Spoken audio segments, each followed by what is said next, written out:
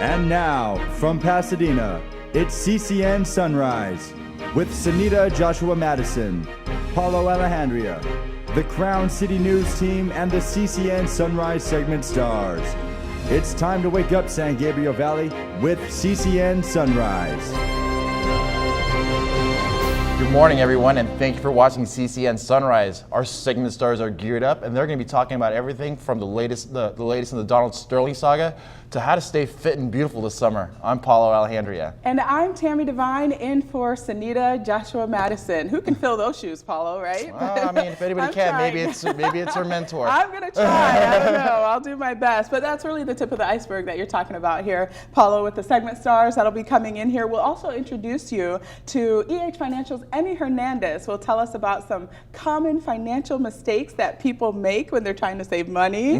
And local Pasadena icon Ann Erdman will be here. She's going to share with us a few mystery histories about the Crown City. So that's going to be really exciting. Locked and loaded. We got a full show to go, don't we? Yeah, I'm excited, and it's really fun to be here. I'm glad to be a part of this and on this side. It's a little nerve-wracking for me, but it's fun. Well, it's fun for me, but it's a little nerve-wracking. But it's definitely worth it. Let's move right into some news. Now here's a look at some of the news headlines happening right here in the San Gabriel Valley.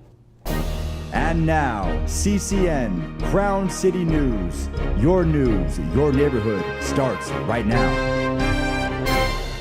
War hero and Olympian Louis Zamperini has died at the age of 97. A man making history who had just been named Grand Marshal of the Rose Bowl has died. Louis Zamperini was a member of the Olympic track and field team in 1936. Then during World War II, he was tortured and held in a Japanese prison for 2 years. Zamperini served in the South Pacific as a bomber during the war. His aircraft crashed into the Pacific Ocean during a mission, and Zamperini and another veteran survived the crash. They were captured 47 days after the incident by Japanese soldiers. His story, Unbroken, has been written and told in a best-selling book that is now in the works of becoming a film directed by Angelina Jolie. And at 97, Louis Zamperini died from pneumonia. What a heartbreaking story, especially since he was going to be Grand Marshal of the Rose Parade. I know, it's very unfortunate. The U.S. Forest Service has announced the closure of the second waterfall at Eaton Canyon. The very waterfall has been causing so many deaths and injuries. CCN's Tony Mead has the rest on that story. I'm here at Eaton Canyon Trails, where a nature's hike has led to disaster in recent years. For years, these signs have warned hikers against accessing an unmarked trail that leads up a 75-foot mountain wall to the second-level waterfall. But Los Angeles National Forest Service officials say some people still ignore the signs. Deputies who patrol the canyon say they've been on dozens of rescue and often recovery operations when hikers fall to their deaths. While officials plan to shut down access to the waterfall August 1st, some hikers say that's a shame. I think people should be very aware. It's also common sense to be at your own risk, and I don't think because of other people's ignorant behavior they should close it off to other people, because it's one of the best waterfalls, I believe, in Cali, and especially in SoCal. John Beeman, who's been using these trails for the last 3 years, says he's an expert hiker who has safely conquered the second-level waterfall. Beeman says he'd like experienced hikers to have continued access. It sucks because people that can make it, it's like a challenge. They want a challenge, it's something for them to do. I think it's fair to the people who know how to get there and can safely do it. I think that if you don't know how to do something, maybe you should ask before you go and do it. If it's not your thing, then don't do it. A group called the Coalition of the American Canyoneers agrees with these hikers and urges its members to contact their local representatives and ask for continued access to Upper Eaton Canyon. The group's organizer says they hope to meet with the Forest Service to talk about a possible permitting system that will limit access to experts. Eaton Canyon's second waterfall level set to close August 1st. It was once closed in the 1960s. In Pasadena, Tony Mead, CCN. in today's Morning Buzz. Now, I'm actually interested to get your thoughts on this. I was in college like 100 years ago. So college nap rooms, right? College nap rooms. Yeah, the Pasadena Art Center of Design has a nap room that's open for students 4 weeks out of the year. That's the craziest thing I've ever heard of. Well, it's not so crazy if you think about it, because it is a commuter school. And why didn't they have that when I was growing up? Come on. Yeah, I know.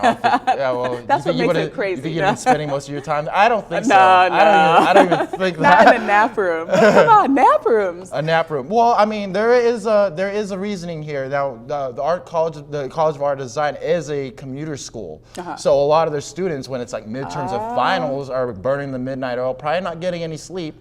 So the college, like a lot of other colleges, namely, I think one of the schools that started is our the alma mater of Sehnita, University of Michigan. They're actually pioneers in this whole thing. Yeah, she'd probably tell you. Those Michiganders, they're always trying to slack Michigonians. off. Michigonians. Yeah, so I mean, it is to combat against exhaustion and maybe increase a bit of morale, but there is also some concern that maybe this is kind of promoting a bit of laziness. Yeah, that's nice and makes sense, but you know, all the slackers are going to be heading into the nap room. Like, it's always those slackers that ruin it for the few, right? Yeah, but you know what? It does make sense. I think for commuters, that's very helpful there, I'm sure. But you know, I just cannot imagine though, like when I was in college, being able to just take a break and go and lay down during the middle of the day. Well, I was taking naps, but they weren't in designated areas. Me too. They were like in class. Don't tell my professor. Yeah. I was really bad about that. Yeah, but I suppose it could be helpful for some. But for the people that are using it properly. Yeah, we'll have to tease Sehnita about that when she comes back. Our favorite Mr. Gillian. Yeah, that's right. And something a little bit more serious. In the Morning Buzz is the towing now.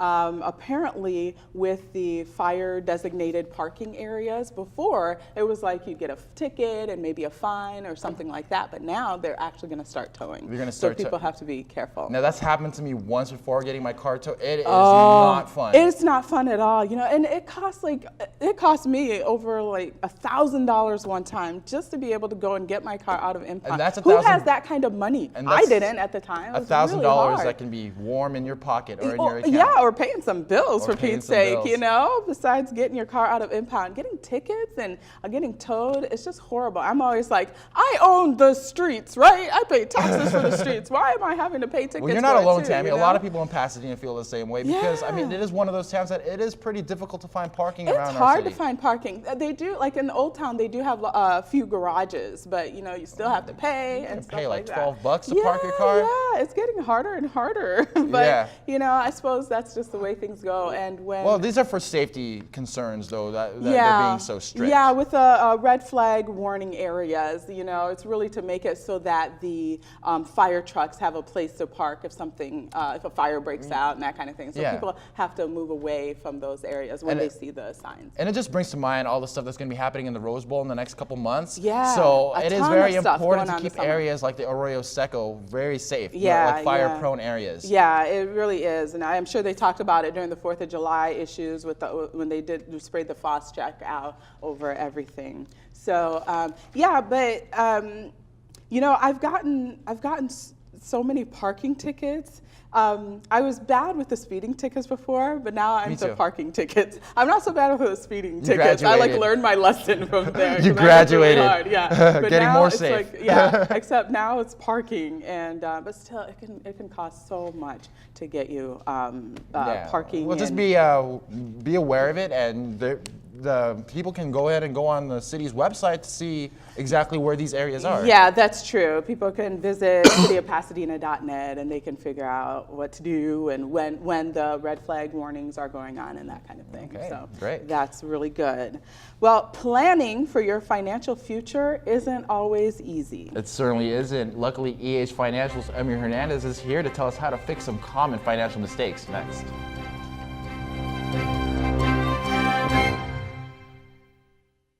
So, I got this new family, and I don't know what it is about this one, but she can't seem to put down that toy all day long. Tap, tap, tap, tap. Oh, and she even talks to it. She talks to that more than she talks to him. What's up, bro? Nice shirt. Who's she talking to? Her mom?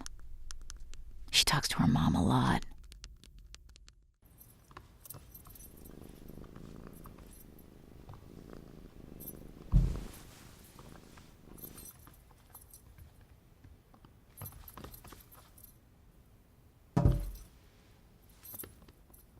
There's a shelter pet who wants to meet you. Meet one today. Visit theshelterpetproject.org. Adopt.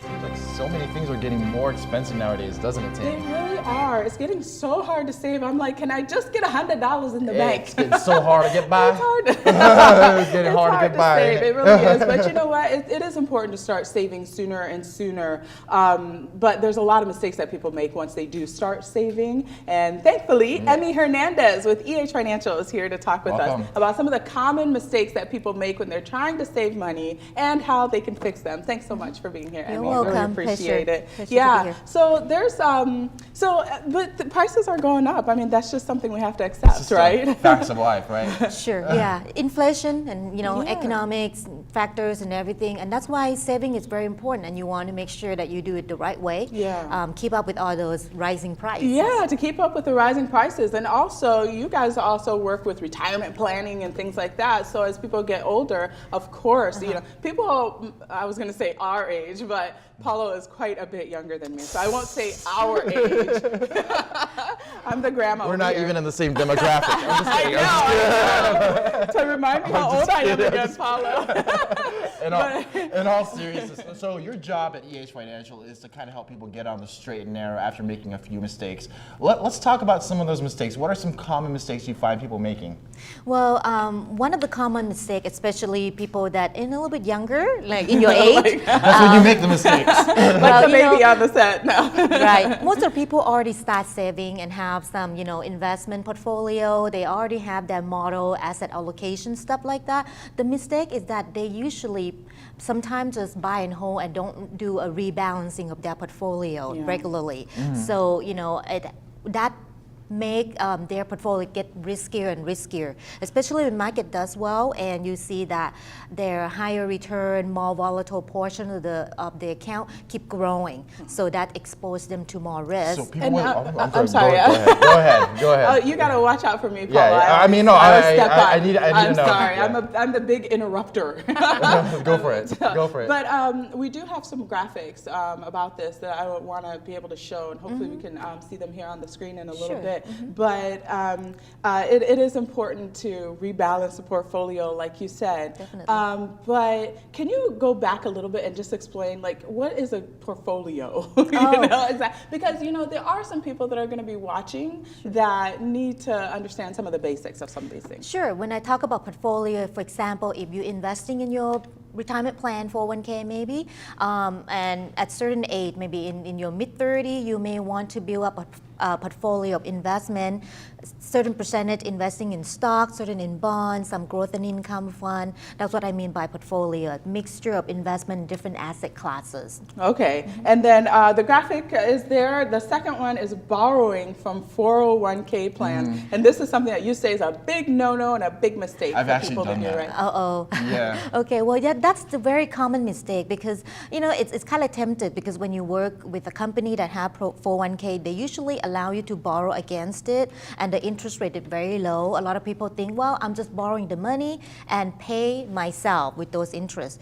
But several things that make it not such a good idea. For example, number one, the opportunity that you lose because your money could have been working harder and make more in the market instead of that little return that you're paying yourself. Had you left it alone. Have you left it alone? Correct. And secondly, when you pay back those loans, you actually use money after tax to pay it back. Right. Because every dollar that you earn, let's say you're in a 25% tax bracket, you only have 75 cents of that $1 to pay back the loan. And after the money go back into the 401k, it becomes taxable again that you have to pay when you withdraw it later. So it's kind of double dip in a way. It's a little bit of a rude awakening too. When you do borrow against your 401k, you forget about it, then it comes time to do your taxes, and all of a sudden you owe this portion. If you have to leave your job, you have to pay it back right away, and if you can't, it becomes taxable, and young person like you could get hit with 10% early penalty withdrawal on that as well. Okay, you know what? Time goes so fast when we're on the set. I know we have just a little bit of time left. We'll extend this segment just a little bit for you. Let's go ahead to another mistake that people make, borrowing. You know, a lot of people, what we call is impulsively borrowing. I'm not talking about a home or anything like that, because that's like, you know, something big and important. But a lot of us, we're talking about credit cards. So you borrow for expensive car, boats, or something that outside your means. Materialistic. Exactly. Impulse buys. Good debt, like borrowing to buy a first home, you know, that could help build your credit score. But bad debt could lead to bankruptcy. So that's something to watch out. Okay, and then there are a few other things like not reviewing your estate plan. That's also very important as well. That's very important. Okay. Yep, that's because you know, a lot of time tax law changes, and you have to make sure that your estate plan keep up with that. As well. Thank you so much, Emmy, for being with us. We really appreciate it. You gave a lot of good information, and there's never enough time to do it all. I'm sorry. So we'll have to bring you back. Sure. Follow me out. We'll have to bring you back to talk about some more things in the future. Thanks for being here, Emmy. We really appreciate it. All right. Well, Pasadena is full of historical landmarks. There really are, all over Pasadena. Every corner. Every corner. And Ann Erdman has some pictures that she'll show us for a little bit of mystery history in the Crown City. We'll be right back.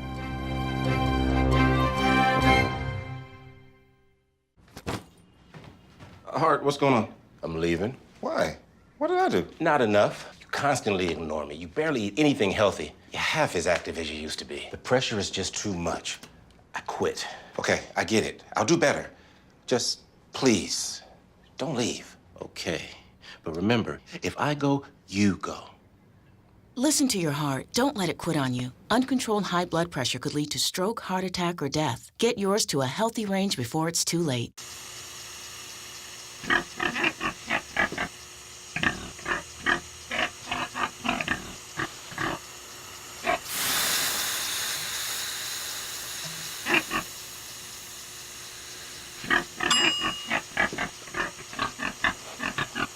Cook foods to the right temperature using a food thermometer. 3,000 Americans will die from food poisoning this year. Keep your family safer. Check your steps at foodsafety.gov.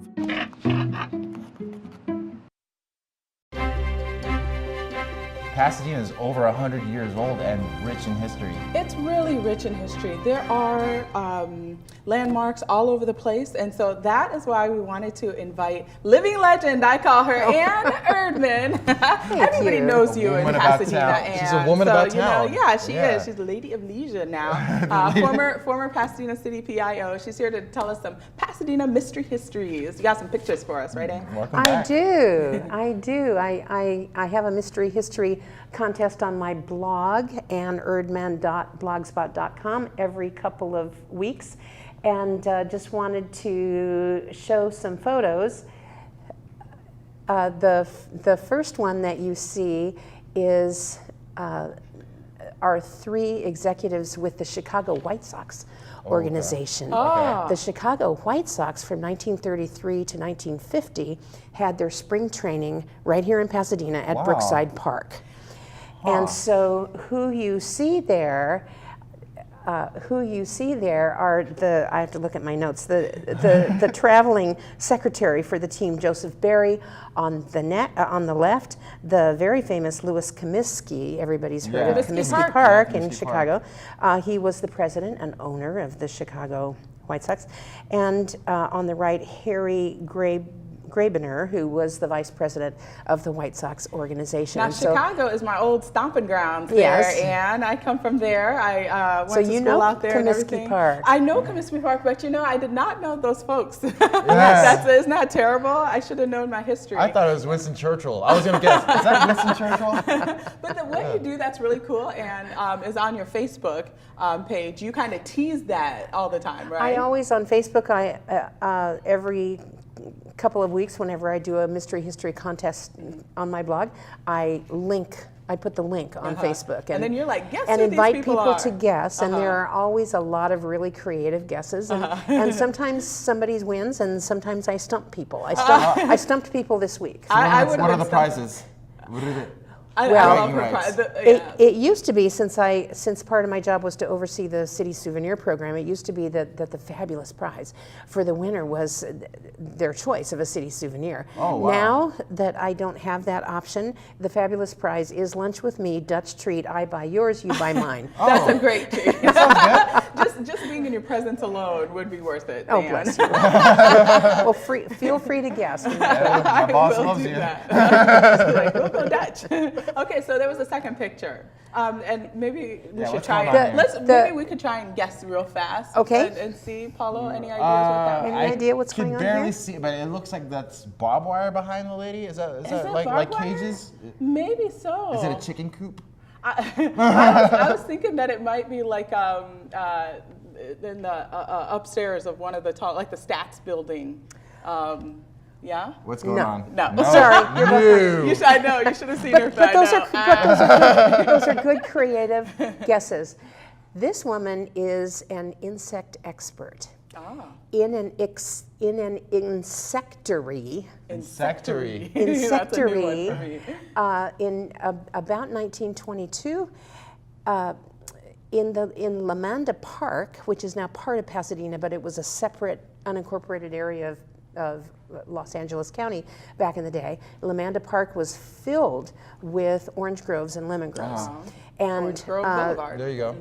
There was something called the cottony scale, which was an insect that infested citrus groves all over the country. And so the USDA came up with a solution, which was a particular kind of beetle that could come in and happened to really love munching on cottony scale. And so this woman is in the insectary looking at a specimen of cottony scale. Okay. And then, so we have one final one. Real fast, we'll buzz through that. I guess that it was at the Pasadena Museum of History, what is now the Pasadena Museum of History. Which building? The Fenia's Mansion? That's correct. Okay, so that's looking. I didn't really cheat on that one. Do you know what's happening? You knew the answers. They're building another floor. This was actually in the 1980s, and the skylight needed to be replaced because of some damage over the years, and so the crane is installing the metal structure for the new skylight. Okay, very good. That is so much fun. We need to do that regularly, Ann. I'm going to put you on the spot. Would you be game to do that? I would be happy to, and people can go to annerdman.blogspot.com to take a look and have a guess. And participate. Yeah. Good. Very cool. Okay, thank you so much. Thank you My very much, pleasure. Coming up. Well, in our next half hour, hockey at the Rose Bowl. Believe it, it's true. Weird on rollerblades. I think that's a little scary. It's going to be interesting, though. Yeah, that and Loa helps us stay fit and beautiful. Coming up next.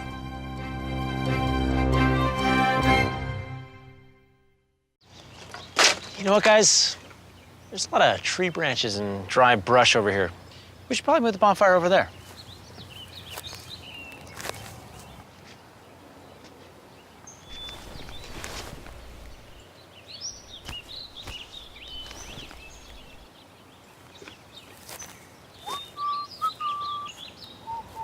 I'm guessing Smokey liked that idea.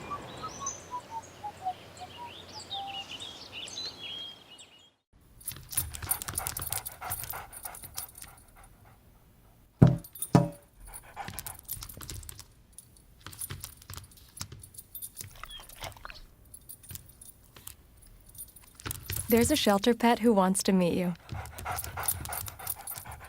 Meet one today. Visit theshelterpetproject.org. Adopt.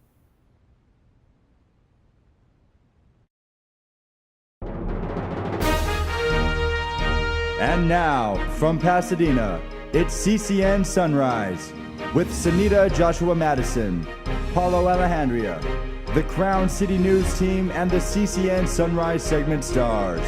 It's time to wake up, San Gabriel Valley, with CCN Sunrise. We're back with our second half hour of CCN Sunrise. I'm Paulo Alejandria. And I'm Tami DeVine in for Sehnita Joshua Mattison. So much to talk about. Phase 1 is complete, Chief. Phase And I gotta say, this this trial by fire hasn't been as scary as I was thinking it was gonna be last night. Scary in what way? Because I'm in here with the pro. What? Where? Where is he? Somewhere. What are you talking about? Yeah. So, but there is a lot to talk about in this half hour. Yeah. It's fun being here with you, Paulo. And one of the things I think is, a little different. It's a little different for me because I've worked with Kelly for a long time. Kelly Forsch, exactly. As a producer for CCN Sunrise. And now she's made a little bit of a switch. I know. She's got a big fancy job, thankfully, also at ABC. Congratulations to her. We're very happy for Kelly. Which is really great. But she's also doing some sports reporting for us now. So she's still with us. She's kind of switched roles a little bit, but she's still part of the CCN Sunrise. Well, she's not going to leave too far from home. I don't think so, because I say, once you get into CCN Sunrise, you never get out. Your family at that point. Okay, well, you say it the nice way. I'm always you're trapped. It's a blood pat. Ooh, I don't know about that. No, it's not that serious. Also, Mary Winters, Senior Solutions segment star. We have lots of S's on the show. CCN Sunrise. Well, we got a couple more. Donald Sterling saga. Sterling saga, yeah. She'll be talking about Donald Sterling, and it's really kind of a serious topic with the dementia. He's been in court, and they're trying to figure out what happens with his $1 billion basketball team. And this has been very interesting for observers because this has been going up and down, taking so many turns. Literally, it was reported every day. There was a new development. Yeah, and I think a lot of people are wondering if maybe dementia has something to do with why he keeps going back and forth and back and forth. I have to think something's going on. You wonder. And then when you have that much money, who really can tell you no? It's Not many people. There's probably a lot of people around him giving him some advice that maybe some good, maybe some not so good. Or co-signing on him. And if you have dementia, it's like, how do you, really navigate through that? Exactly. But I'm not saying he has dementia right now. We'll figure out what the see what's going on. segment star has to say about that. And then also, we're going to have the Mad Chef, Dave Matthews. I love that title, Mad Chef. I was going to ask him today, you're a very, very laid back, very cool person. Why do they call you the Mad Chef? I think that's a really great question. I've asked him that before, and he talks about being mad about great food. Okay, more that like kind of mad. The mad cool chef. Yeah, not the angry chef. He's going to teach you how to spruce up an item that you think is kind of blah. Oatmeal to me is so disgusting. It's just like eating slime. But maybe he has a way to make it delicious. Well, if anybody can do it, he can. I think so. We'll see. Now let's go ahead and take a look at some of the other stories happening right here in the San Gabriel Valley. And now, CCN, Crown City News. Your neighborhood starts right now. Family and friends, co-workers also in Arcadia mourn as they lay to rest one of their own firefighters. In Arcadia, firefighter paramedic Michael Philip Herdman's memorial took place Wednesday, July 9th at the Arcadia High School Performing Arts Center. The public attended to pay their respects. Authorities say Herdman died when he fell off the side of a cliff during a hiking trip with a friend in Ventura County, and that he may have been looking for his dog Duke, which had run off into the night. It's a sad story. A very sad story. A little bit of a lighter note now. Yeah. Well, not many people know about it, but there is hockey at the Rose Bowl, and it's a little unusual. CCN's Kelly Forsch has the rest of that story. With the Kings winning the Stanley Cup, hockey is hot all over Southern California. But here in Pasadena, it's not always played on ice. Sticks, pucks, rollerblades? Parking Lot K of the Rose Bowl may not be SoCal's first thought when talking hockey. But for the players of Rose Bowl hockey who skate here every Wednesday evening, there couldn't be a better spot to play the sport they love. I think what's great about playing out here is that you get the chance to be creative. It's kind of like California's version of pond hockey. You're not really restricted to do one type of move or do one sort of style. You can kind of just fiddle around and have fun.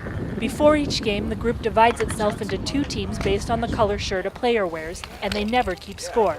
It is free for any adult 18 and over to join and welcomes all skill levels.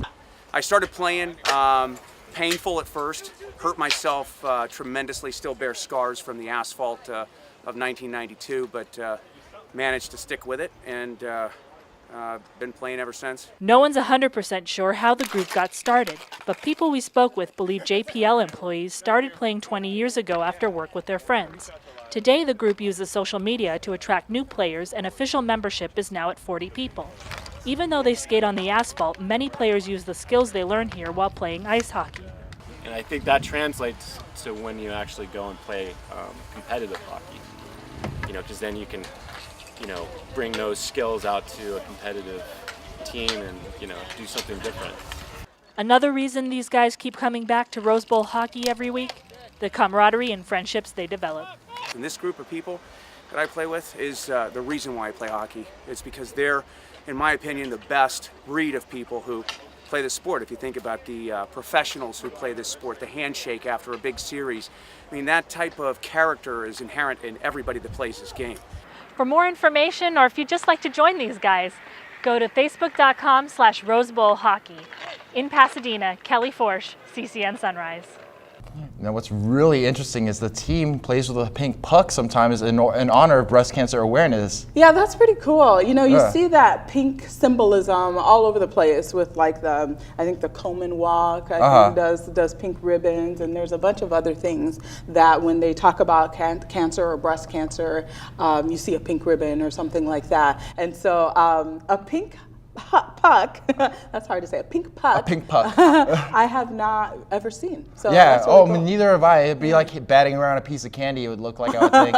But especially when you talk about sporting events, the theme of pink, as far as breast cancer awareness goes, it's pretty popular all around. Yeah. Right now with the World Cup, a couple of the players are wearing pink cleats. That is cool. Yeah, I haven't seen that yet. I'm probably the only person on the planet that has not watched any of the World Cup. Oh, come on now, Tami. The whole country, everybody, the whole world is caught up in this World Cup fever. Yeah, but you know what? Most of the world, I'll say, there are a few people on Facebook every now and then that are like, yawn. What's next? When does football start? It is a global sport, and people kind of look at you weird when you're in other countries. Like, you don't like football, you don't like soccer. But I think Americans are starting to really warm up to soccer. Yeah. It may take me just a touch longer, but I think Americans are starting to really get into it. Yeah, so they're one of the guys getting in the act for breast cancer awareness. And another great thing is these guys, this is not their only effort. They put on fundraisers all the time for breast cancer awareness. So it's definitely something to check out and get behind. It's really great to see the community kind of coming together in a sporting event like this. So, but a very interesting story there that Kelly had for us. There's also also other things going on at the Rose Bowl. Were you there on the 4th of July? If so, you were among thousands at the Rose Bowl who came out to enjoy the America Fest celebration and fireworks show. There was plenty of entertainment with games for kids, special musical performances, including a Beatles cover band endorsed by the widow of Beatle, George Harrison. And then, of course, came one of the largest fireworks displays in the nation with its usual spectacular grand finale. It was so much fun. My husband's grandma lives above the Rose Bowl, and so sometimes we'll just go over there and we kind of get the fireworks show for free. That's awesome. Don't tell anybody. I'm sure you're not breaking any laws there. No, but did you get to listen in on the band, the Beatles cover band? No, I didn't get to hear much of that. I do love me some Beatles. Yeah, you are the musical savant, I call you, who knows all things music from every era. It's very cool. Yeah, I try, I'm good for some things. Yeah, I know you'll have some trivia for us, I'm sure, at some point to figure out some of the great music going on. In this morning buzz, I want to start out with that call girl that allegedly killed a former Google executive. She apparently is seen on tape shooting him up with heroin. What a nightmare. Yeah, and I just read up on this. She's implicated in the second murder of her boyfriend, Mr. Dean Riopel, who died a couple months before before this gentleman, Jordan Farmer. I've been for the accused Google of, exec. I've been accused of being a conspiracy theorist, but the first thing that came to mind when I heard about that was, I wonder if she's an assassin. I think I watch a little too much TV, but I can't imagine that, I don't know what regular is, but like a regular prostitute or call girl or whatever you want to call them, could just kill somebody like that, because she seemed to really do it in cold blood. I mean, she even said that on her Facebook page. I mean, if the alleged allegations are true, I think what we're looking at is some person who just is sociopathic killer. Yeah, something's definitely like off in her upstairs. Wake. I know with her Facebook page, she's got a lot of dark poetry where she talks about heroin use and falling into a dark pit. Yeah, and she said, I think on there, that she found somebody who also talks about murder and killing and things like that. Just a very bizarre person. From what I've understand from the reports that I've read about her, Miss Alex Tichelman, is that she was sort of a social climber. She used to like glom on to people that are of influence and of note, and kind of use her position as a call girl to kind of navigate in these circles. So it's kind of one of those little weird little it's little a very incidents. strange story. One of the things, though, that locally, and I'll be happy to invite him on to talk to us about this or anything else, Frank Gerardo on his Facebook post. Frank Gerardo is the editor of the Pasadena Star-News. Really, was talking about how cold-hearted she was and everything, but he called her the B word on there, and I was like, "Whoa, Frank! I wonder if you're getting a little too intense about that." It seems like Frank's been letting it loose as of late. Frank talks freely. I mean, you do not. Frank lets it be known what he feels, for sure. Well, I suppose in editorials it can be a little bit more. I suppose vocal, in editorials, but man, you know, such people a stand like that, and to use that kind of profanity about. I know it's a tough situation. It's about a an ongoing case. But it is an ongoing case. Yeah, you're absolutely right about that. But I always say, you know, I would be careful if it was me saying something like that, because you know the saying, you live by the sword, you die by the sword. In this case, you live by the pen, you die by the pen, or the keyboard or whatever. People have been fired, I think, for a lot less than that. Or maybe even sued. Or sued. And that kind of thing. He probably doesn't have to worry about it in this case, but still, another story that we need to move along into. Poor Brittany Spears. The girl cannot catch a break, I think.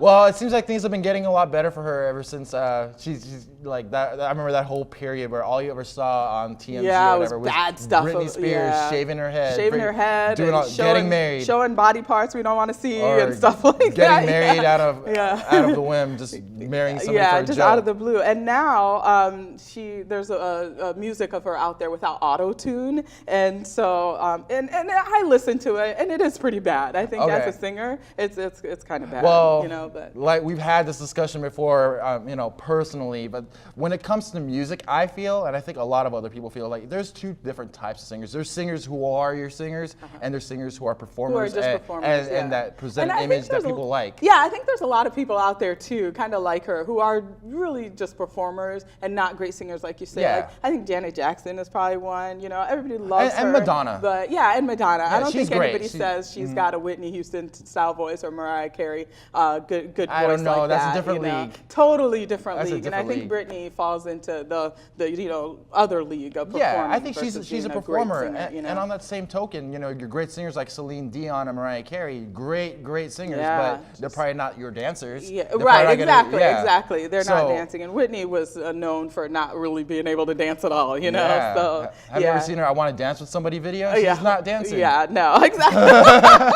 Gotta think about that. But you know, her producer's like really defending her. will.i.am, right? Yeah. will.i.am, I think, is her executive producer. There was another producer on this track that was like, well, she's just warming up, and this is. Well, that might be the case. That might be the case. And nobody's perfect in the studio. Everybody gets their music adjusted a little bit. You know, we got to do our warm-ups too here, right? Yeah, we should.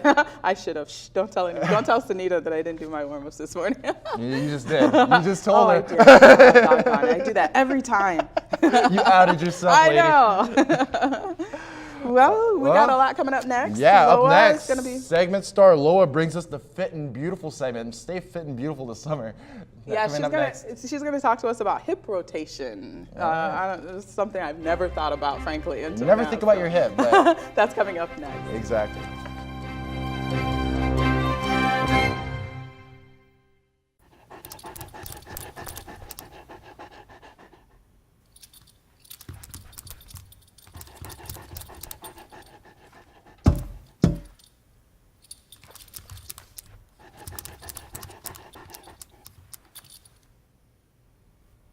There's a shelter pet who wants to meet you. Meet one today. Visit theshelterpetproject.org. Adopt.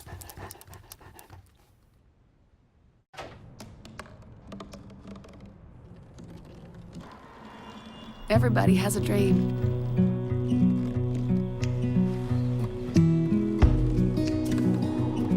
Mine was to see the ocean. And with a little help, I made it.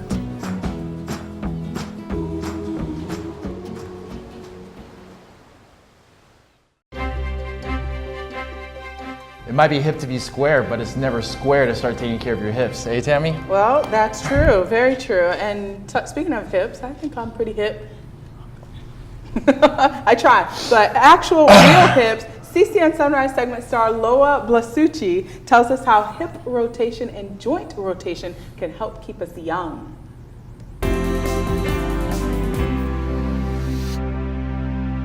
Here's the thing. See this thing?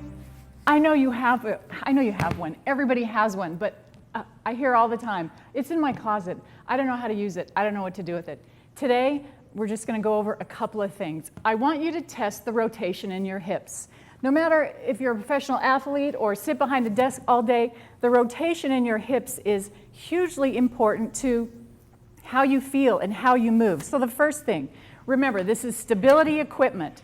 As you sit down, plant your feet. Never lift those feet up, because if you do, you can go flying. Stability equipment, okay, that's the first thing. So feet down. Now let's just kind of walk out and see what happens. See where your hips go. Here's what I want to know. I want to know how low you can get your rear end down to the floor. So if I can straighten my arms right here, I would give that a 10. I'd say, hey, you're doing pretty good. Hips are okay. Knees are okay. But if you feel discomfort, don't ever go to pain. Never go to pain. Just kind of see what you have. So we're going to start to rock back. And the thing about this, using the ball this way, it's wonderful to kind of help you open your hips very slowly. A few little presses, and you're going to get lower and lower and lower. So here's the second part of the exercise. Just take your arms up like this, fingertips behind your ears. Don't interlace them, just place them behind your beautiful 10-pound head. So remember, never ever dangle your head back over anything. We'll get to that in a second. So now that your rear end is down nice and low, let's just open up the elbows, go back, back, back. Use your shoulder blades behind you. Keep your nose looking straight ahead and take those arms back, back, back. Keep just reaching, breathe in, open the lungs, breathe in, and then exhale, just bring it back together. Do that a couple of times. Just get your breath going, open up the chest. Now let's lengthen through the spine. Keeping the feet down, really safe, push back. So here we go, we're just gonna push back. See how far you go, support your head. Don't ever let it dangle over. Keep the weight of your head in your hands and just release yourself back and see what you do. Keep your feet down. See if you can touch the floor. If you can, great. I would give you a 10 if you can touch the floor. If not, don't worry. Just kind of go where you go. Stretch the back, lengthen out. So for today, that's where I want to start today talking about this ball. I want you to get it out of the closet. I want you to have it in your house. Know where it is, and every now and then just get it out and just do a little back stretch. Drop your hips down. We're going to start to use it in different ways. So next time you see me, I'm going to put this together with a couple of other things and show you this lovely little morning salutation that'll wake you up in the most beautiful way. Great seeing you guys. I love you guys. Happy morning, Pasadena. We love you, Loa. Yes, we do. I'm so glad that you're in here telling us how to stay in shape and feel good. It was nice to see her. Yeah, yeah. Well, it's difficult dealing with dementia, but imagine dealing with it in public, in court, because of $1 billion team. I can't imagine that, No. Paul. I mean, and having $1 billion, that part I wanna. I think I can part imagine would that. be nice, Yeah. yeah, but it would be tough dealing with that and fighting with family over that. Segment star Mary Winters talks about the Donald Sterling case, and that's coming up next.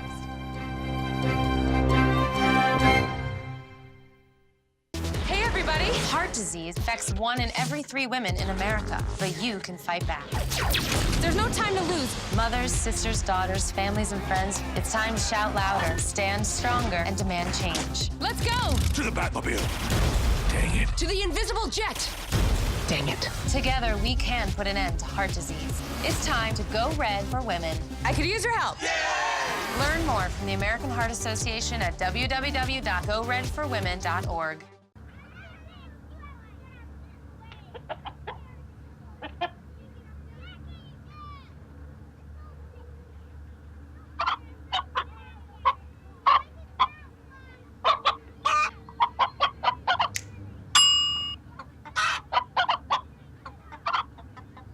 Separate raw meats from other foods by using different cutting boards. 3,000 Americans will die from food poisoning this year. Keep your family safer. Check your steps at foodsafety.gov. Does Donald Sterling have dementia? It's a question even the courts are asking. A lot of people are asking that question, Paulo. That answer could determine the fate of the Los Angeles Clippers. CCN Sunrise segment star Mary Winters has her expert opinion and gives us an in-depth look at dementia in the Senior Solutions segment.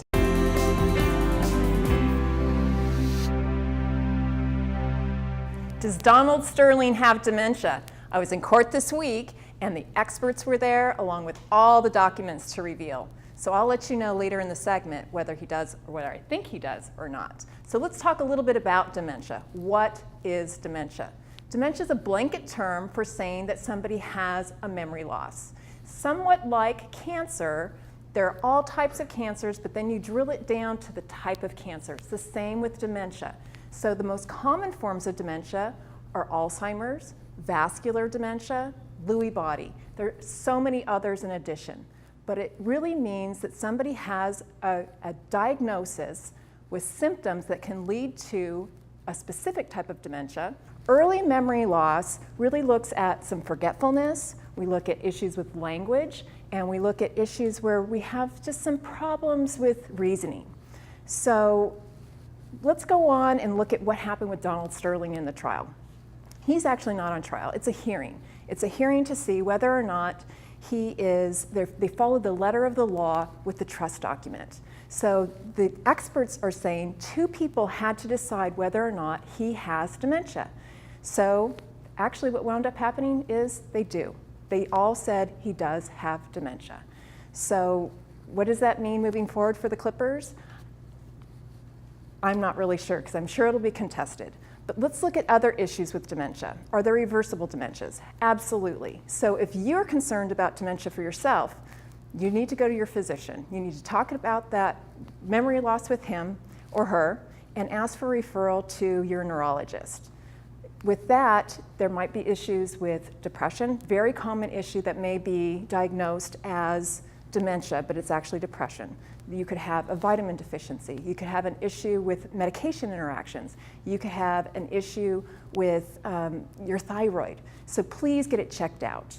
And please realize that when Donald Sterling is being as unreasonable as he is, it's because he has early stages dementia, and that's not going to be reversible. Back to you guys. What I want to find out about that, Mary, is when you were there in court, who did they have on the set? I mean, not like specific names, but was it his doctor, or was it just an expert that they decided to call up from the other side? Did you know who they had come up with that diagnosis? Actually, they had one of the top experts in neuropsychology, Dr. Platzer, and she's examined probably 3,000 people or better, specifically to issues in court as well. And he had not been her physician prior, but she is able to sit down, talk with somebody, go through a series of tests. He also had some neurological exams. He had a PET scan and he had a CT scan. And with those things, they were actually able to see that there was shrinkage in the brain, certain areas where there was shrinkage in the brain. The brain's really interesting because we behave or don't behave certain ways because we have impairment in certain parts of the brain. And some of those tests with his scans really reveal why he behaves a certain way. He's a really willful person to begin with, so we know that we're going to have that kind of drama and that a little ego attached to some of his decision making, but you can see that he's very irrational in this whole process of deciding that he won't sell those Clippers. So until he really progresses a little more and becomes more advanced in this issue, it's going to be really tough to understand, or for the layperson to really understand, that this is not just the ego of Donald Sterling, this is dementia starting to take over, and specifically Alzheimer's. Mary, so usually when you talk about dementia, you're equating it to somebody who's perhaps of like advanced age, but have there been cases that you've seen where it's somebody who's fairly young that was diagnosed with dementia or showed signs of early onset of dementia? You know, when somebody's really young and diagnosed, it's typically because of maybe a brain injury or because there's a hereditary issue. So we have Alzheimer's where it can be hereditary, but it's very, very, very uncommon to have an early onset. So early onset would be before the age of 65. Something like Huntington's chorea is also a genetic disorder and has memory loss. You see a lot of anger and some real kind of strange behaviors where people pull back, mostly because they're a little embarrassed that they're not able to engage the way they used to. You pick up on it yourself, but it's a little hard to understand very early on. In fact, with Donald, the experts are saying he's had this probably for 3 to 5 years. So it's been very, very subtle and getting more obvious. So if you're a bit iffy about oatmeal, like somebody I know is, It's so gross. you I'm might want sorry. to you might want to check out Chef Dave's segment coming up next. I think I'll like it. We'll see. I'm a little nervous, but maybe Chef Dave can spice it up.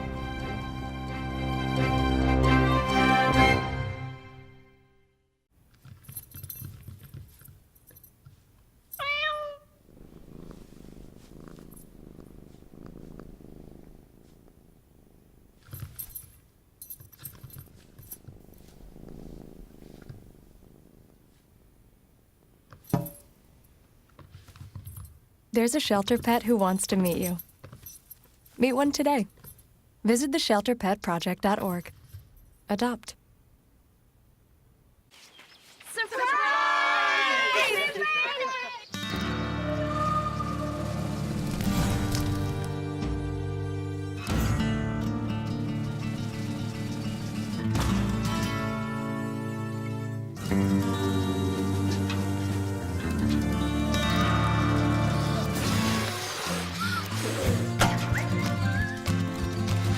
Preventing wildfires. That's all Smokey wants for his 70th birthday.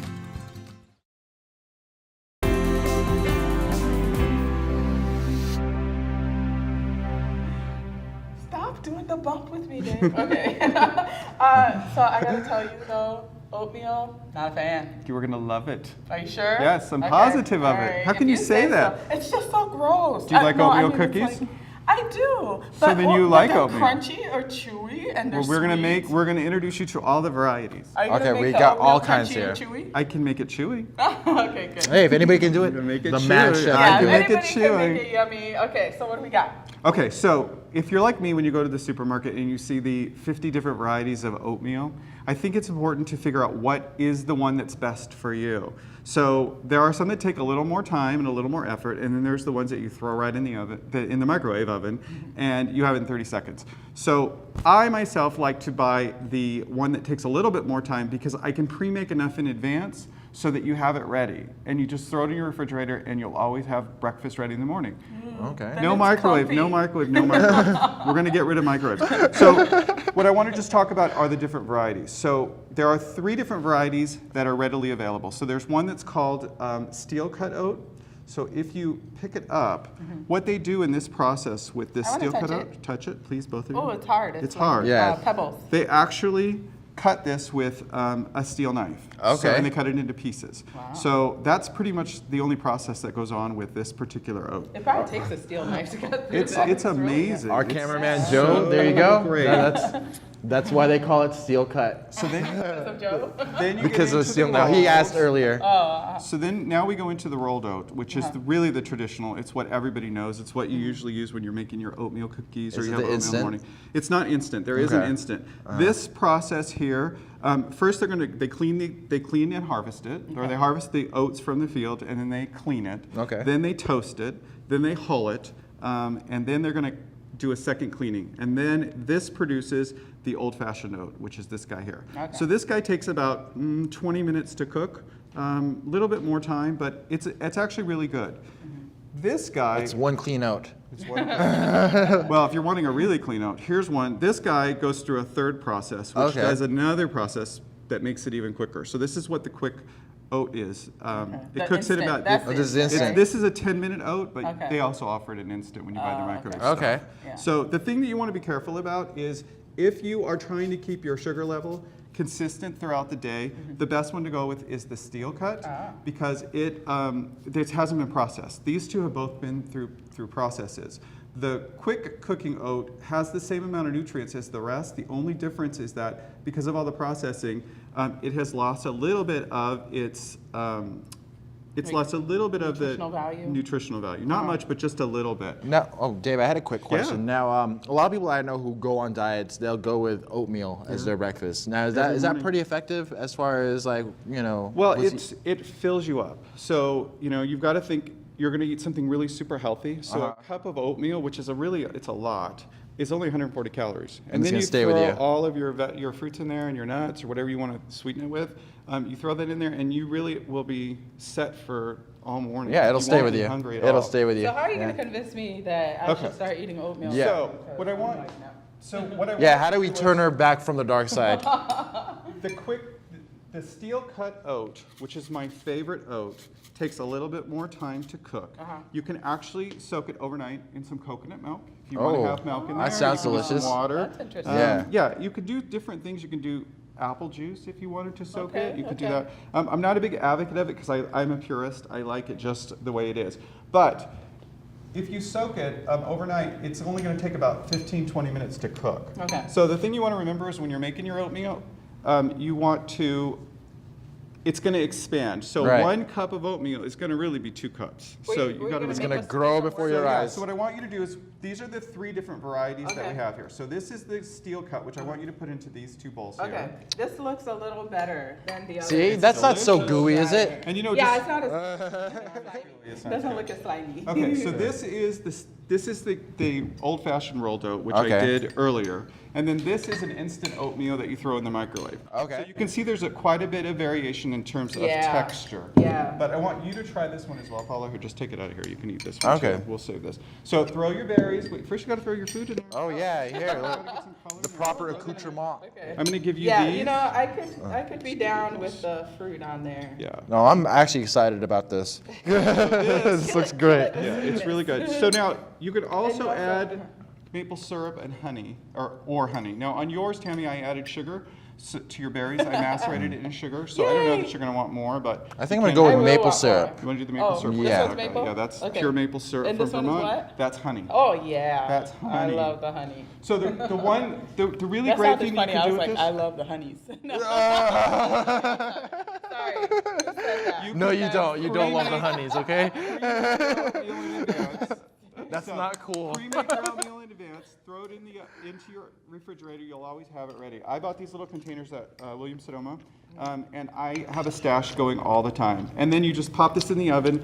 You can throw it. I don't use a microwave at home, so I only use an oven. So heat it up in the oven, and then throw your berries in there and your fruit, and you've got breakfast ready to go. This is good. Yeah. Are you? I love it. Are you eating the steel cut? Yeah. This is not. Oh my goodness. Steel cut is also known as all the stuff that she was complaining about. Not this here. is not staged at all. It's really good. I really like it. This is delicious. I put honey in it. I put the fruit in it, the strawberries and the blueberries. You could do some nuts in there.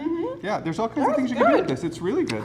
And just think, you can have it ready in the morning. You can make it in over the show because I'm we're busy. Okay, so now hopefully that will give you the answers to all the different varieties and the confusion as far as which oatmeal you should buy. So we've talked about steel oats, we've talked about the old-fashioned oats, and we've talked about the quick cooking oats. Okay, I don't know if I could be down with Paulo's or the other stuff, but definitely the Paulo had rolled the same. I had the same one. Oh, you did? Oh, okay, I'm sorry. Okay, that is really good.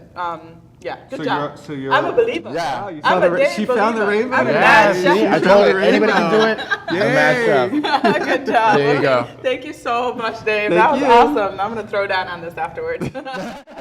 Well, that is it for this show. Thank you so much to everybody for being with us. Thanks to our sponsor, Southern California Edison. We have EH Financial. They are, full disclosure, a sponsor of our show. We're grateful for them. Senior Providers Network, Ability First, and a number of you guys are getting on board to enjoy the show, to help us put it on, and we're looking forward to being able to say your name at the end. And thank you to all the CCN Sunrise crew, and of course you for viewing us. Thank you very much. Have a All right. good one. See you next week. See you next time.